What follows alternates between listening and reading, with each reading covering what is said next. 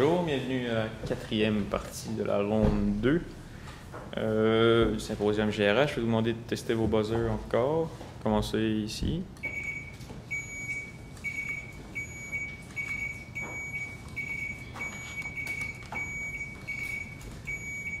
Parfait. On va juste tasser les bouteilles d'eau que je vois quand il va être allumé ou pas. Ok, c'est bon. Un petit rappel des règles. Il y a des questions vrai ou faux, choix multiple et à développement. Vrai ou faux, 1 point, pas de droit de réplique. Choix multiple, 2 points, droit de réplique à 1 point. Développement, 4 points, droit de réplique à 2 points. En tout temps, si vous répondez avant que j'ai fini de lire la question et que vous n'avez pas une bonne réponse, vous perdez 1 point. Ça donne un droit de réplique à l'autre équipe qui, elle, peut répondre tout de suite sans perdre de points, même si ce n'est pas encore la bonne réponse. Si j'ai terminé, vous pouvez essayer quelque chose, il n'y a pas de retrait de points si j'ai fini la question. On est à tout le monde dans la salle de garder le silence. Puis si vous n'avez pas de questions, on va commencer. Bon. Question vrai ou faux? Oui. C'est faux. Bonne réponse. Prochaine question. C'est vrai. -1. Les régimes d'options d'achat d'actions permettent aux participants d'acheter à des conditions avantageuses un certain nombre d'actions de l'entreprise au cours d'une courte période, 1 ou 2 mois, à un certain prix fixe ou variable. OK. Non, c'est ça. Je ne sais pas pourquoi je l'ai relu.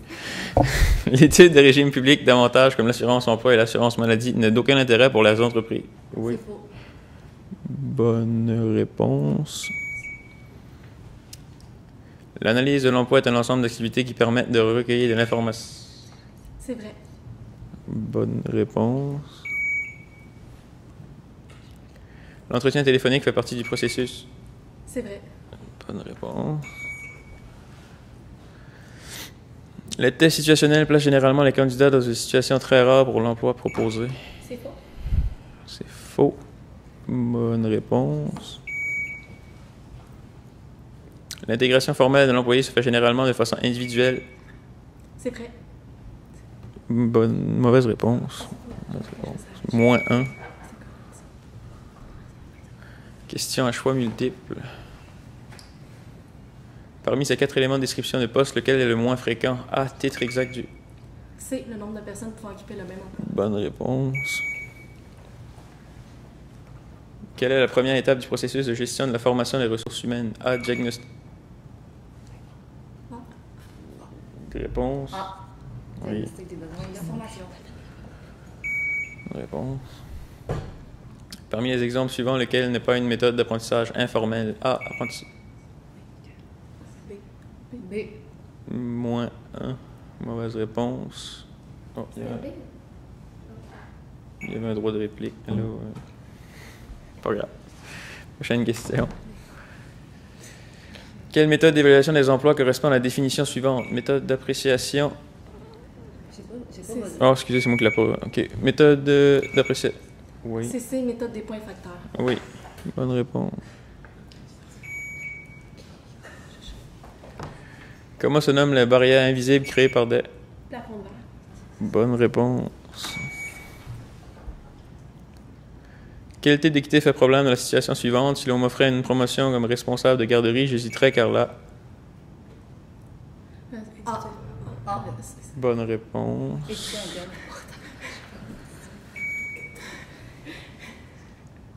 Comment appelle-t-on le processus de règlement des différends par lequel un tiers neutre tente par la persuasion? Arbitrage des différends. -1. Droit de réplique. Les arguments rationnels d'amener les parties à une solution négociée. Vous pouvez répondre. Oui. Bonne réponse. Question en développement. Le recrutement est un enjeu très important pour les entreprises, que ce soit le recrutement interne ou externe. OK. 2 avantages du recrutement interne, c'est que ça raccourcit le délai de recrutement puis ça coûte moins cher aussi recruter à l'interne. 2 avantages du recrutement externe, c'est le changement de culture, la diversité d'opinions.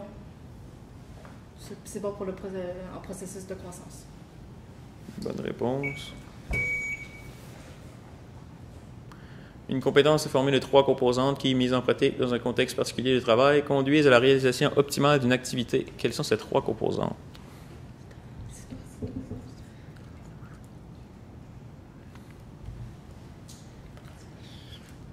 Prochaine question. Nommez 4 exemples d'indicateurs pour l'évaluation de la qualité du service offert par une entreprise.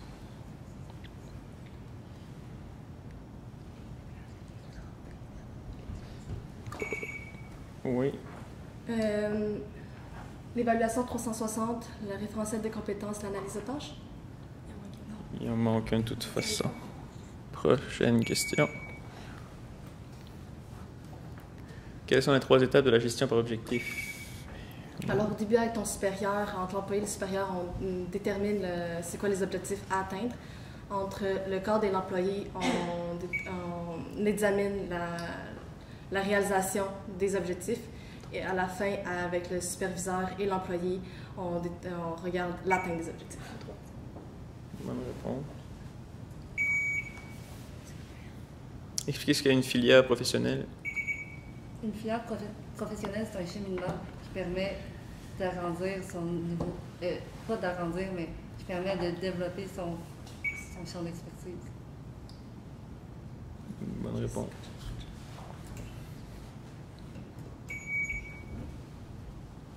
Pourquoi certains employeurs envisagent-ils de remplacer le régime de retraite à prestations déterminées par un régime à cotisation déterminée? Nommez 3 éléments.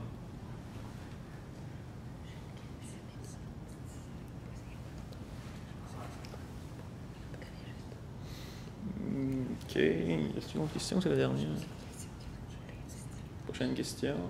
Non, c'est ça. Aucune